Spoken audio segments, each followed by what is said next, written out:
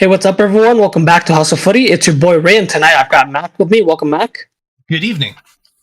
Tonight we have a special podcast for you guys. Of course, we'll be covering the action from the Champions League, and we'll also preview some upcoming games taking place this weekend. Before we get into it, don't forget to follow us on our social media, both on X and Instagram. Our handle is at @house_of_footy.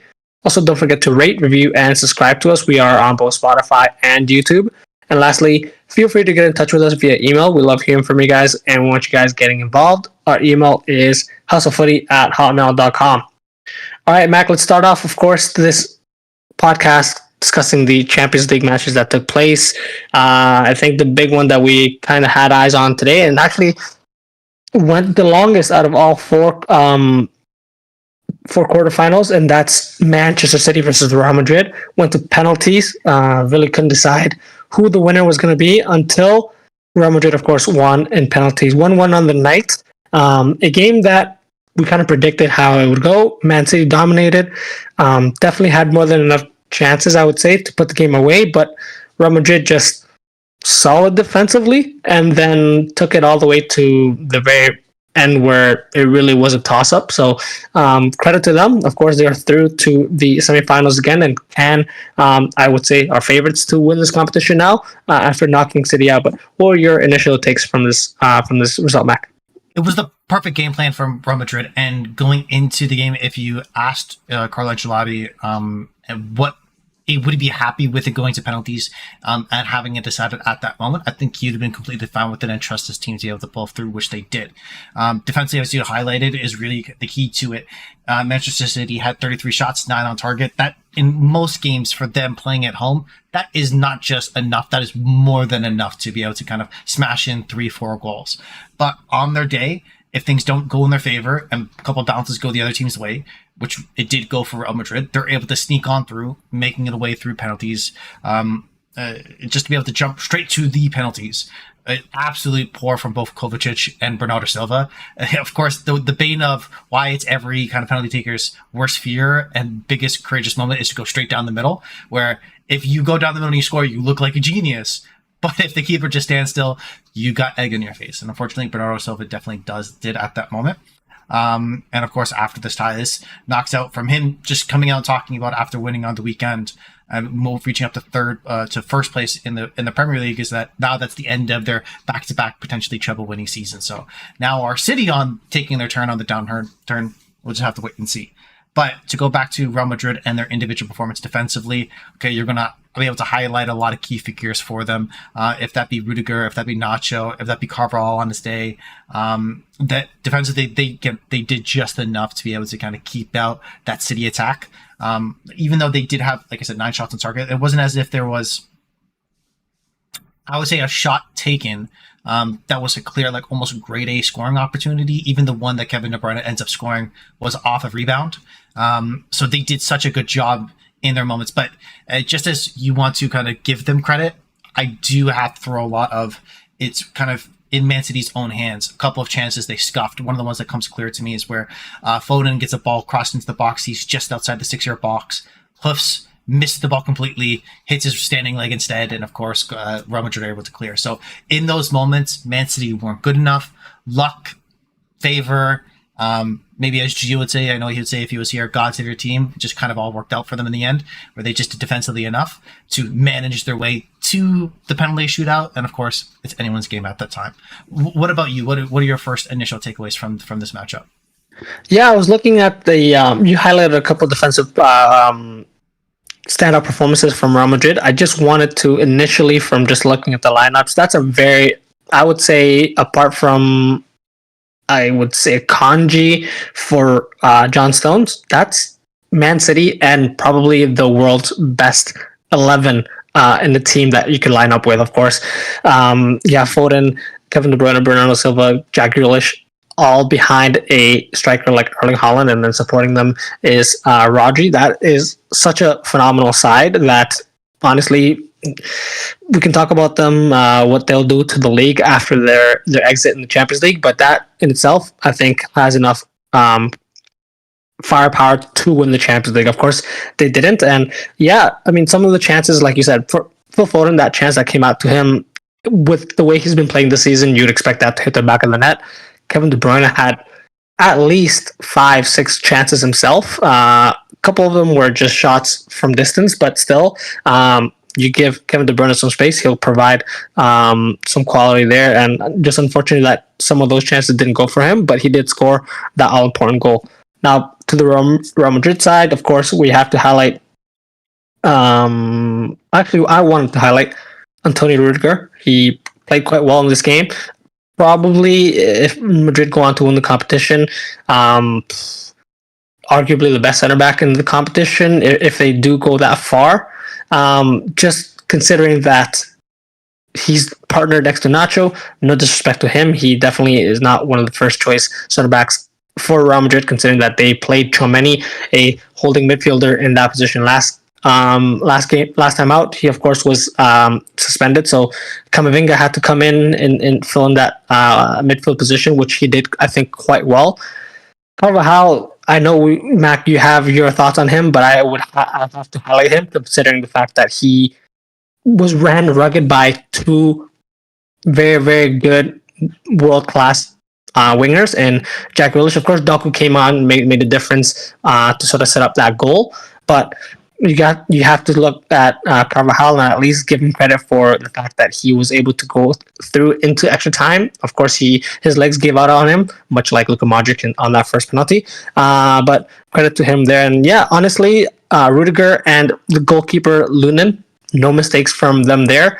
And that's really what brought them over the line, considering that Man City had 18 corners and at least, I would say, 10 of them were right inside the 6-yard box, which I think that was sort of the game plan for Man City, to really crowd the bodies inside the 6-yard box at the corners and hope something falls. A lot of those chances, and Lunin really didn't make a mistake.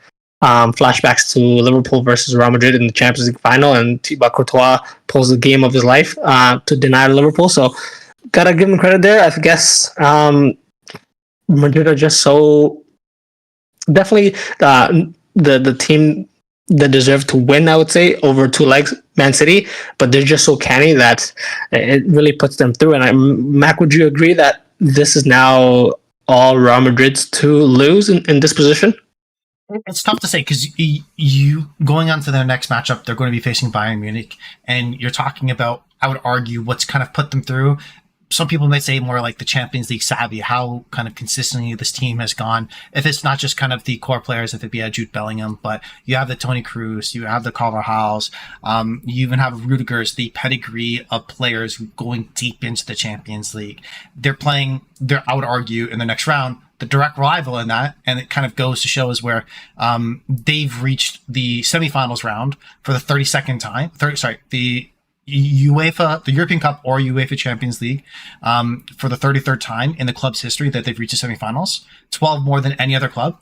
The club that they're actually ahead of is Bayern Munich, the team that they're going to be facing. So if you just kind of compare their histories, where are they going to have that much of a favor on them in that way? Maybe, maybe not. We'll definitely preview that matchup when it comes up. But I do agree that they are the favorite. But the gap between them and I would argue Bayern Munich is not that much. And I think we'll see more of a 50-50 game where over the course of these two legs, I would agree with you. City were the better team. They just didn't kind of take their chances when they needed to. And Real Madrid took theirs. And that kind of is always going to separate it. It's like kind of, it's just similar to basketball, as they always say, it's a make or miss league, right? You can have the best process, you can have the best build up, you can have the best system to create an open shot. But if you don't make it, it doesn't count for anything.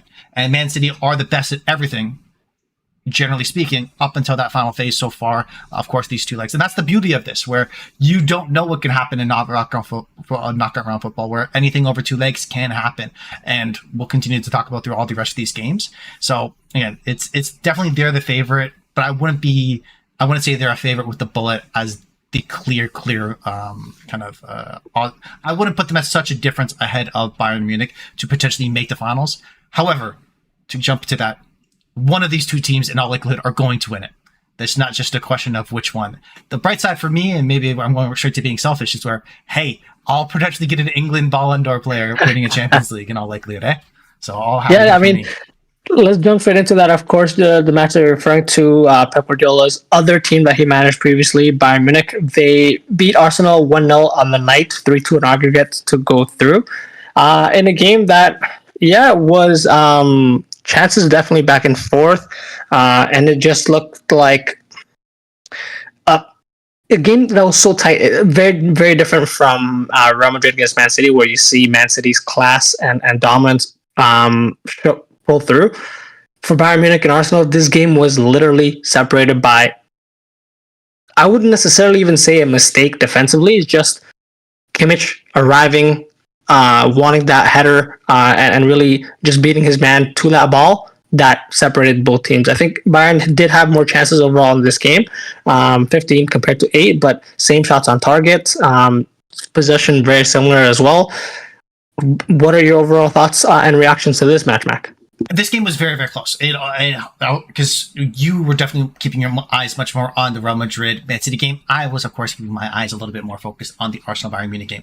This game was, watching back on the highlights between the two, these two games played out completely differently, where you saw the intensity, maybe the back and forthness of the initial matchup that we had talked about. But this felt like two cagey boxers that were scared to kind of throw that first haymaker because they know that they're going to get knocked out on the rebound. So it was much more kind of methodical, slow paced, more build up, trying to find that, okay, let's not make that mistake, but let's see if we can kind of sift through this other team methodically to create that grade A scoring opportunity. And neither team, I would argue, really did.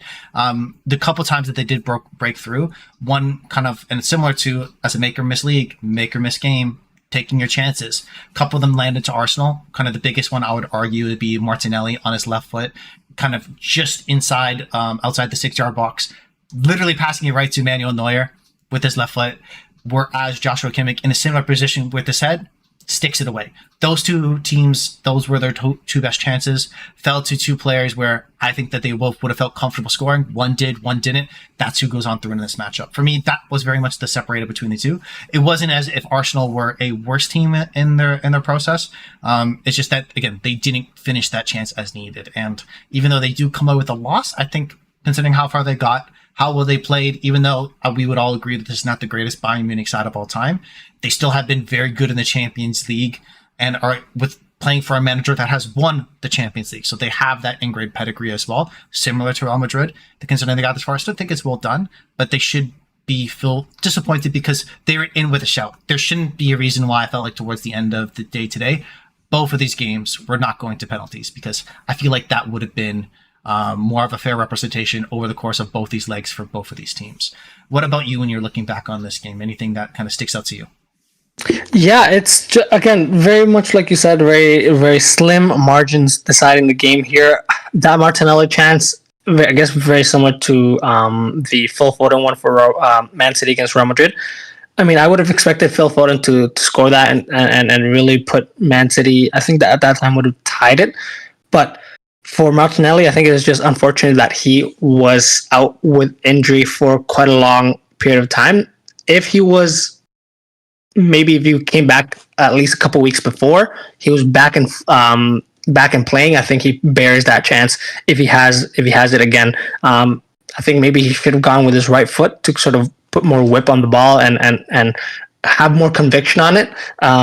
Definitely, I think the left-footed finish, not the type of power or conviction that he wanted. So let Neuer off easy with that. But yeah, of course, Arsenal made it through to the quarterfinals after, Mac, I'm sure you probably have the figure in terms of number of years out of the competition and out of the knockout stages. So credit to them. I think on any other day, and if things go differently in the first leg, it's a toss-up. But ultimately, like you said, it's a competition that is created and it's won by serial winners, and Real Madrid and Bayern Munich are serial winners of this competition themselves. So I think that might ultimately be the decider, and ultimately for Arsenal, unfortunate to have gone out at this stage. So then let's move on to the eventual losers, to sort of who the eventual winners are.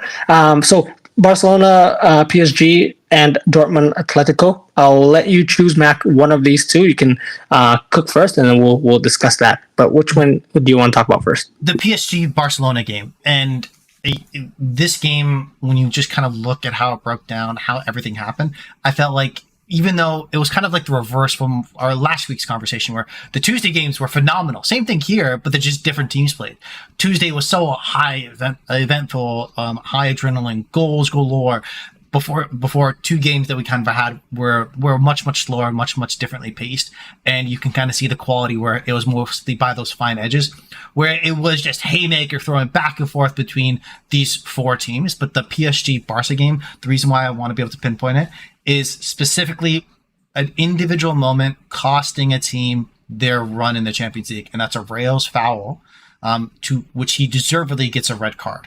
Xavi came out after the game, the manager for Barcelona said that was a horrible call. The referees what kind of made the mistake and cost us the game and cost us a tie. I completely disagree. It was, again, a player on a breakaway with a clear scoring opportunity. For me, has to be a red card in that situation. And even if Barcelona were to be able to concede in that moment, they still would have been up in the tie.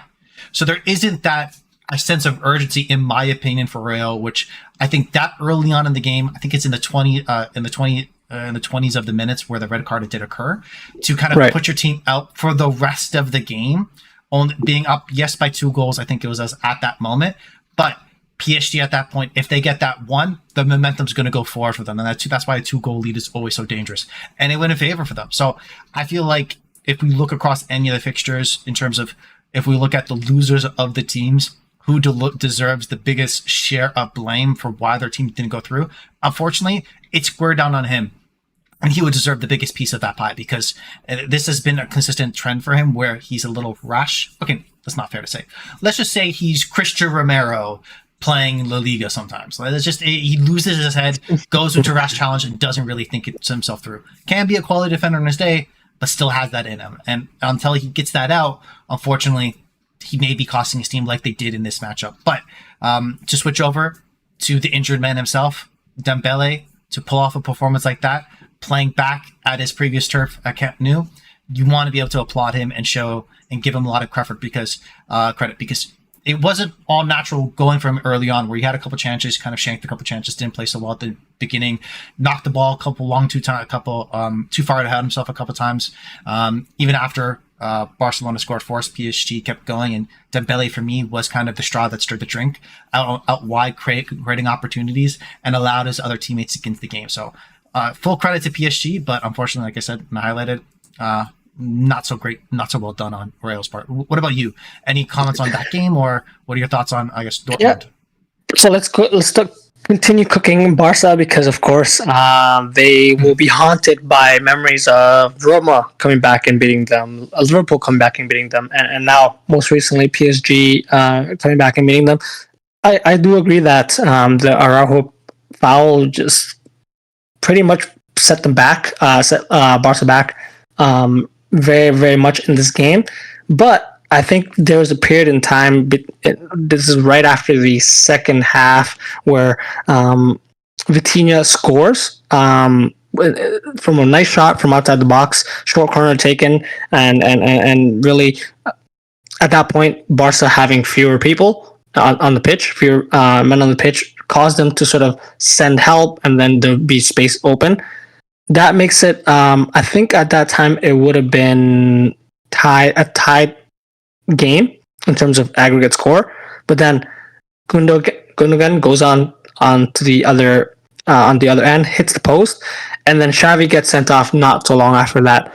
That in itself maybe is what caused Cancelo to put that rash tackle on Dembele, which really in the span of 10 minutes you go from getting the tie, the match being drawn, ultimately on aggregate, to your manager sent off, you miss a goal scoring chance, and now you're down to a penalty. And all of that to say, Kylian Mbappe eventually gets 2 goals in knockout stages in his career in terms of the Champions League, 15 and 12 games.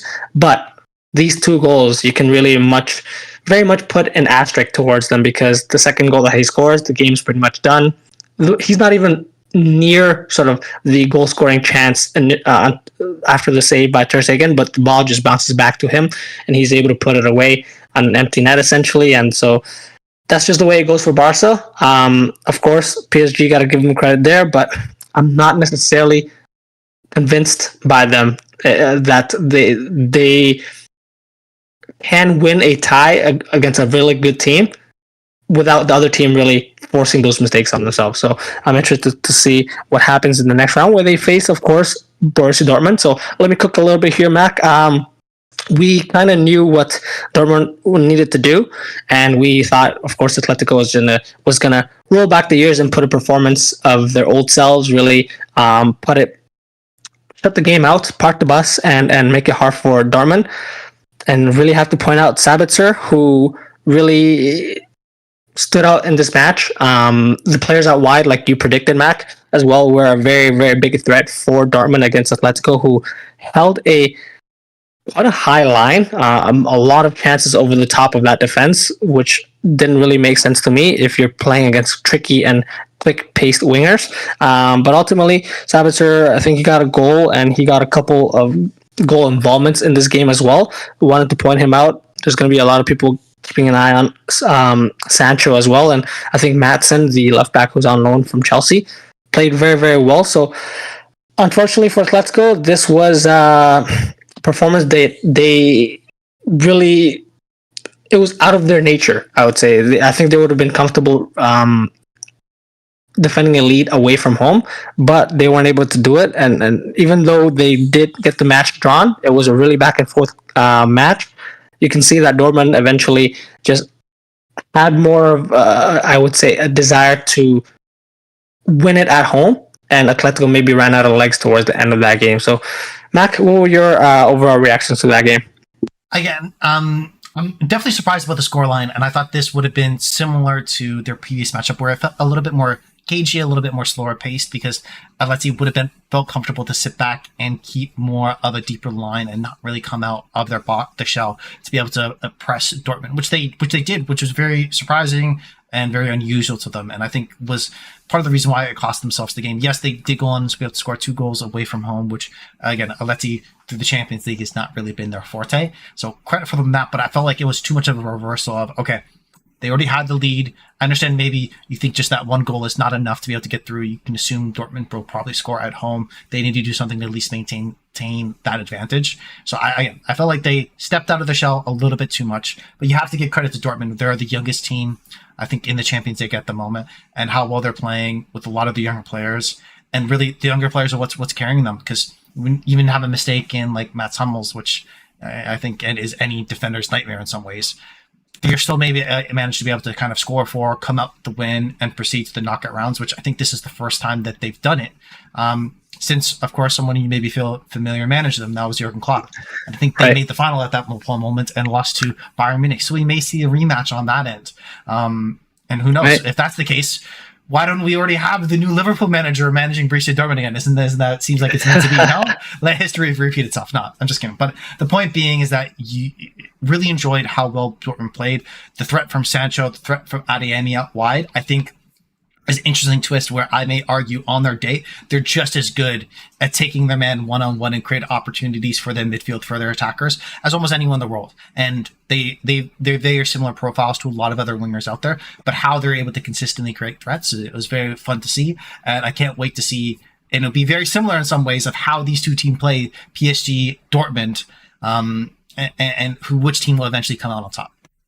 Of course, these two teams were in a group of death earlier this Champions League campaign as well, with Newcastle and AC Milan. So, it's a toss-up. Ultimately, I think it could go either way. Very interested to see what both teams have learned, and I think it will definitely be a more cagey match at a Champions League semi-final encounter between two teams. I don't expect it to be full-blown, but of course we'll be keeping an eye out for the team ultimately that probably will be the runners-up in this year's Champions League competition. But we'll definitely cover more of the preview for these semi-final matches when the time comes. So let's take a quick break here, Mac, and then we'll be back covering some of the action taking place this weekend. So stay with us, guys. Welcome back to Hustle Footy, guys. We are going to continue our podcast now, touching on some more cup action, and that's actually, we're shifting our attention to the FA Cup taking place this weekend. The FA Cup semi-finals between Manchester City and Chelsea, and Coventry versus Manchester United. So first, we're going to cover Man City. We just talked about them and their, of course, unfortunate result against Real Madrid.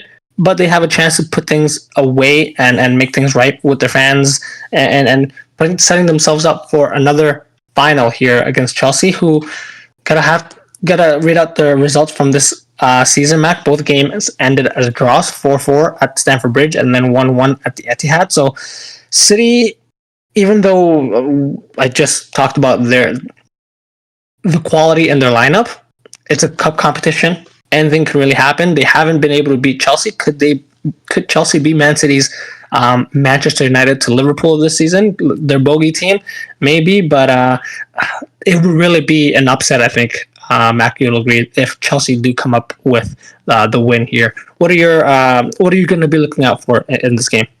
I think we have to start off with really the man of the moment in, I'd say, English football that a lot of people are talking about, and it's, of course, Cole Palmer playing against his former employers. Of course, something that you and I, again, will eat crow on, where we didn't think that he would turn out to be this good so quickly. Interesting to see what happens, but I feel like he may have himself a game here where they're playing at Wembley Stadium. Of course, him scoring actually in his most recent time they're playing against Arsenal for Manchester City during the Community Shield at the beginning of this season. So that his individual performance, I think, is going to be scrutinized a lot. Whereas that rebound performance coming off the Champions League, the tired legs, kind of maybe the emotional upheaval where can City get back up for it again and be ready to fight again? How many of you, and I think we would both agree, I would argue maybe 10 of the 11 starters that played for Real Madrid should be the best 11 for Man City. How many of them are able to carry over to a semi-final game, which I think Chelsea are going to come out guns a-blazing. They need to, this is the last real, yes, they're getting better in the Premier League, but realistically, the best they can hope for is Europa League spot. If they win a FA Cup, they're in the Europa League anyway, so it's moot point. So for them, this is their last chance to get any silverware on the season. So I think they're going to come out guns a-blazing, where you might feel a little bit of malaise coming out from the City team after having this negative performance, where it'd be like, we just lost the Champions League. We still have the Premier League. Do we really need an F Cup? And I think if we see the killer mentality come up from City for the first 10 to 15 minutes, if I'm Chelsea, I'll be worried. But if they don't come out right away, I think Chelsea can pounce on right on top of them. If we look at just their individual matchups between these two teams, as you highlighted, where Chelsea have historically played well against them. And I think that's because, in terms of what we just talked about, I think even a little between the break, is where they have the type of architect type of players where, okay, if they have their day, if they have their best version of their game, they can expose the City team. And it's similar players to like a Rodrigo or Vinicius. I know, don't laugh, but it's not too dissimilar in terms of play styles of, let's say, a Sterling or a Mudryk in terms of athletic, pacey wingers that can get in behind and create opportunities for themselves as well as their teammates. Yes, there's different qualities between those two sets of players. I'm not saying that, okay? But the archetype of player is what City potentially can be really weak to. And if you have a player like Cole Palmer on his day is able to nutmeg a player and go around somebody else and finish far post, anything could still happen. So I'm very excited to see how this matchup will play out. Of course, if you had asked me, I lean City, but I think that there is potential here for this Chelsea team to come out on top. What about you? What are your thoughts on this game? Yeah, I mean, Chelsea really, this is the perfect time for them to be facing Man City, like you said. And commentators, when we were watching the Man City Real Madrid game, were mentioning a Champions League tie against Real Madrid that goes into extra time and into penalties. Definitely not what Pep would have wanted going into this semi-final matchup, especially against Chelsea, who have been unbeaten in 8 of their last 8 games in all competitions. Of course, the last time they lost was to Liverpool in the EFL Cup final, which was a very narrow loss. So Chelsea, you could argue, have had a great run of form leading up to this game. Of course, their last game out, Cole Palmer hat trick. They easily put away Everton, and so I think all of those players would be just wanting to get back onto the pitch and prove themselves against a big team. And you really have no other bigger team to prove yourself in domestically than against Manchester City. And maybe they smell a chance that City are down on their sort of form in a sense, and after the back of that result against Real Madrid, it could feel like this might be just a game that's coming too soon. Maybe they would have wanted a different Premier League match, something that doesn't have as much risk riding on it. I do expect to see a little bit of squad rotation in this game, so it is definitely a toss up. Do agree though, Man City should be favorites here. A couple of previous players will be playing against their old clubs, and that's of course Kovacic, who played for Man City today. They're recording, will be facing his old team, and I think definitely he'll start. Cole Palmer, definitely another player you're going to be looking out for. Raheem Sterling. So those types of players, I'm interested to see what type of performance they'll pull out, considering that it is a cup match and it is against their old teams, and they're of course going to want to put that result over their previous employer. So definitely one to watch out for. The other match that we're going to be watching out for, Coventry against Manchester United. Coventry currently 8th in the Championship, and Man U are 7th in the Premier League. Very similar to the Man City Chelsea dynamic. We do think there is a clear favorite here, but could Man U pull up an upset and win? No, I'm kidding. Can Coventry pull up an upset and win against Man U? Really, Man U at this point, we've talked about it, how many chances they concede every game. I, unfortunately for them, don't see that changing in this game. Coventry, we saw them, I think it was against Wolves in the last time out, performed quite well, took their chances, and really, yes, it's typical to expect from a team in a lower division to come out, set up well defensively, and sort of wait for the chances. But they've done that throughout this competition and proven it against a Premier League team. They will have their eventual wave of chances. It's a matter of fact, can Man U dominate throughout the game, but also withstand those waves of pressure, which more recently they've seemed a lot more susceptible to conceding from those types of runs from opposition. So, Mac, what do you expect to happen in this game? One, up front, if Manchester United lose this game, Ten Hag does not make it out of the weekend. Done. I think that's a wraps there. I think he's sayonara, goodbye. I'm, as of right now, of the opinion where he won't make it till next year. I think he's gone this summer. But I think losing this game only expedited it. Whereas if he wins this game and if we're to win the FA Cup, then maybe you give him a little bit of a breather. I think this is how important of a game is, not just for Manchester United, but for Erik ten Hag. In regards to how the game's going to map out, I do agree a lot with a lot of what you're saying. The question will be is how kind of the simplest way to explain what their consistent flaw is that the idea being is that if we can create enough grade A scoring chances in transition and allow opposition a low XG chance far outside the box, even though there's quite a few of them, we'll net out and end up winning the game because we're able to create more of those grade A scoring chances.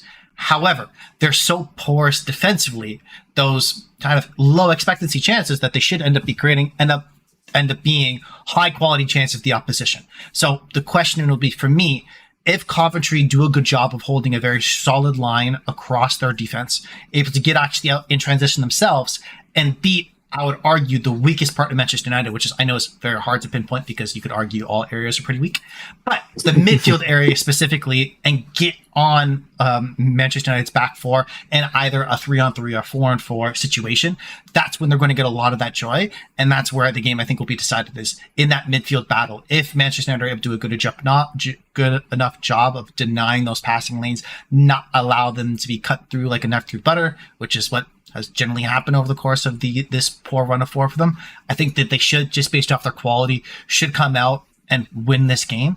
But if their midfield, if it's Casemiro does what he's done for the last quite a while, I know you may not disagree. I always think he's been a fraud. A lot of other people think he used to be good at Real Madrid. But generally when you play with Toni Kroos and Luka Modric, you have an easy job. Whereas now he doesn't really have that luxury. So Completely fair. Kobe Mainu and Bruno Fernandes, if they do a good enough job defensively, I think that they will be in a good position to come out this game. But saying that, we're talking about an 18-year-old, a guy with no legs, and someone that would rather lie on the floor and complain about a foul than play defense. So, I could see it happen any which way, and that's the scary part. So, and then the last piece before jumping on and kind of share with me your thoughts on this game is where This is why, for me, I will never bet for the rest of the Eric Ten Hag's time with Manchester United. I'll never bet on a single game with this team because you never know what will happen. The dumbest thing possible that you could ever conceive of will eventually happen to this team. However, I will enjoy hate watching them, so that's always nice. What about you? I mean, that's really something that can be a possibility. We definitely know Man U have a lot of pressure internally and externally. Of course, it's definitely a chance for, realistically, Ten Hag to put out his best team. But you're going to be looking at the opposition and saying, hey, could we maybe switch things up? Anthony has been part of the squad a little bit more recently. Well, does he get to start? Does that mean that either Garnacho or Rashford are benched? Of course, Hodgson hasn't scored in a number of games now as well. So, is there some shake up there?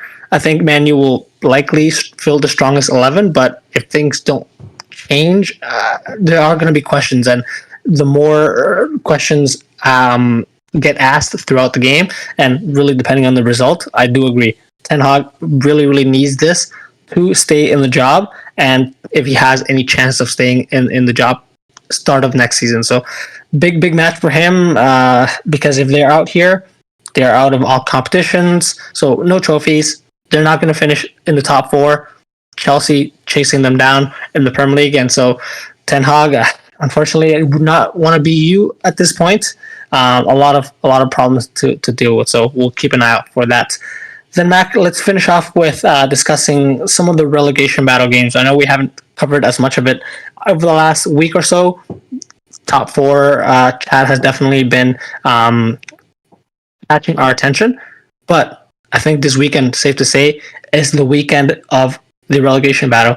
We have 15th facing 18th, 16th facing 17th, and the last 2 placed teams facing each other. So I'll start off, get this out of the way, because it really shouldn't take us much time. Sheffield United versus Burnley. This is the last 2 placed teams in the Premier League. I'm not sure people want to be watching this one. Very certain that both teams will go down. Should the loser of this game have the remaining games canceled and then just void the rest of their Premier League games at this point? Could be argued because, yeah, Sheffield not looking good. They tied. They did lose last time out, I believe, against Brentford 2-0, and then Burnley could have had a chance to get a 1-0 result against Brighton. Goalkeeping mistake really prevents them from getting 2 extra points, settling them in that 19th spot. So not looking likely. Mac, I'm not sure if you have anything else to add to this game, or if you want to move on to any other of the relegation games. If Burnley don't win this game, they are going to be relegated. Done. That's the only thing I have to say about this game. Well, let's then move on. Any of the other 2 games stand out to you? For me, it's the Everton-Nottingham Forest for a split decision, really. I feel like we're going to learn so much about both of these teams after this one matchup. Everton, just coming off getting absolutely shellacked against Chelsea, 6-0, has kind of threw them back down, in not just in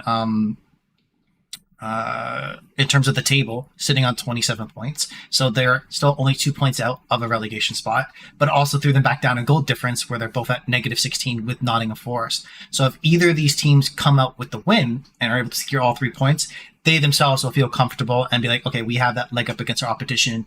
We're going to be up on goal difference because we've won the game, and now we're either 2 points ahead or 4 points ahead, depending on who wins. So if either of these teams come out with a win, that's a great performance to them, and that's only even better for either the Luton or Burnley. If they do share points, then I feel like it becomes where we're just at a standstill, and then it leaves the remainder of the games up for the rest of the team. So I think it's going to start out a little cagey, and as the game grows on, we're going to see those haymakers being thrown, and in all likelihood, with the Sean Dyche team, probably literally from one of the Everton players on any of the Nottingham Forest players. But I think what for me will end up deciding it are 1, key set pieces from Everton. That's where they've got a lot of their joy. Dominic Calvert-Lewin has recently scored a goal. I understand it was a penalty, but he's recently scored a goal, so hopefully that will continue. Whereas on the other side, Nottingham Forest, how well because we can assume how well Everton, generally speaking, they're not going to give you away cheap fouls. They're not going to kind of put themselves in poor positions. They're not going to really concede corner kick goals.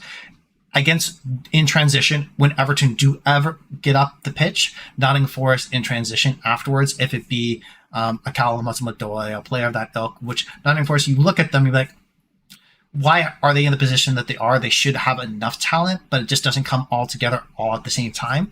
I think in transition, they should do just enough. Just enough to beat this Everton team. So it could go either way. I lean Everton because we've seen more of, I would say, a consistent performance from them, whereas Nottingham Forest have a little bit up and down. But for me, I think this is the port matchup because if either team wins, they're comfortable, pushes them down with all the rest of the dogs. But if the points are shared and any of the other two teams win, if it's Burnley or Luton, they could be like, oh, we've gained a little bit of position on the table. So very fascinating to see what happens. What about you? Yeah, I mean, this is the one to watch if you're really sicko looking at what's going to happen at the bottom of the table. Guilty. It's a must-win because not only do you win 3 points, they call it a 6-pointer because you're preventing your direct opposition from gaining 3 points themselves. So, and then, like you said, other chasing teams could leapfrog them if they do gain points. We'll talk about that a little bit later. But yeah, it's a game. Both teams, of course, were docked points this season already, so it's something that we're going to be watching out for. Could the Premier League do something in the sense that they dock the losing team more points just because they lost and are putting themselves further into that position? I'm interested to see how Nottingham Forest do line up, though. Chris Wood has been starting and getting a lot more playing time for Nottingham Forest. Of course, he, if I'm not mistaken, played for Burnley under Sean Dyche. So that's something that's going to be an interesting dynamic there. I think Sean Dyche will be aware of that threat. Morgan Gibbs-White, though, Callum Hudson-Odoi, like you said, those types of players are trickier to deal with. And Everton, they definitely don't want to start the game the way they started against Chelsea. That might be in the back of their minds. I'm not mistaken, Branthwaite had gone off with an injury in that game against Chelsea as well, and it was Michael Keane that finished that game. So that's going to be something to watch out for. Branthwaite, of course, has had a standout season for a team that's, let's face it, in the relegation battle, so it's not amazing. But if they are without probably their best center back, it's going to be a huge ask for them. So definitely could swing either way. And like you predicted, I think it's going to be a little bit cagey at first, but once a goal happens or the clock hits the last 20-30 minutes of that game, I expect it to be back and forth and really like a cup final. Winner takes all, because eventually if you're the losing team, you've dug yourself a hole there. And so keep an eye out on that because Luton Town are hosting Brentford, Mac. And Brentford did beat Luton Town in their first game 2-0 earlier this season. But this is something that Luton, the fact that they are here, they could win at home against a Brentford team that, granted, they did win their last time out against Sheffield. Still haven't been the most consistent team, and Luton at home, like I said, have been saying it all season. They are going to be thriving off of their fans, and if they're going to want a chance at survival, they need to win this one and hope that a team loses between Everton and Nottingham Forest. So I really think this is their only chance. If we get a good Brentford team, unfortunately for Luton, I don't really see them getting a chance there. But the longer the game goes and the more the crowd gets into it, I can definitely see Luton clawing a goal and eventually getting the win here too. So, any thoughts on this potential matchup, Mac?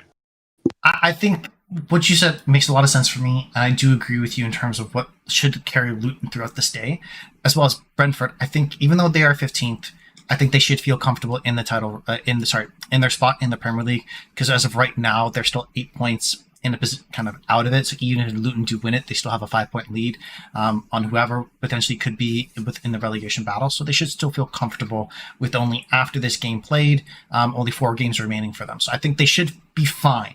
So do we see this might be the last game that they really get up for, and before they maybe take their foot off the pedal a little bit because they really won't need to, not playing for anything else. We'll see what happens there. But Luton has this opportunity where if anything realistically happens in either with the Everton Nottingham Forest game, if there's a tie, if there's a win, and Luton themselves they win, they now kind of jump up and leapfrog any team in front of them. Understood, Everton do have played a game in hand, have a game in hand, so they have that little bit of leeway. So I think if you're a Luton fan, you're probably still cheering for Everton a little bit and hoping you could leapfrog Nottingham Forest. But the worst, if they do win, at least some way they may have their destiny in their own hands. Which, if you ask any Luton fan at the beginning of the season, if you get to this point and you still have it in your hands where you can stay up, everything's theoretically under your control, they would definitely take it. So I can't wait for this game to happen, but I think this is assuming Luton win, which is not a fair assumption to make because Brentford on their day are a very tricky team, very physical team, very difficult to break down, and have threats themselves that can kind of hurt you. So very excited to see what happens. Yeah. I mean, this is what it comes down to, the relegation battle heating up. So not just things at the top of the table. We'll definitely be keeping an eye out for the teams at the bottom of the table who are trying to stay alive for the next season. So this concludes our podcast, Mac. We'll definitely cover the action in our next podcast. If you guys like what you heard, please like and subscribe to us on our social media. That's at @house_of_footy. If you have any comments, suggestions, or general banter, get in touch with us via email as well. houseoffooty@hotmail.com is our email.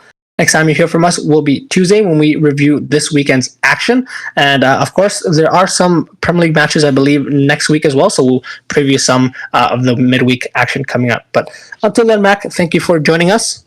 Peace out. See you guys soon.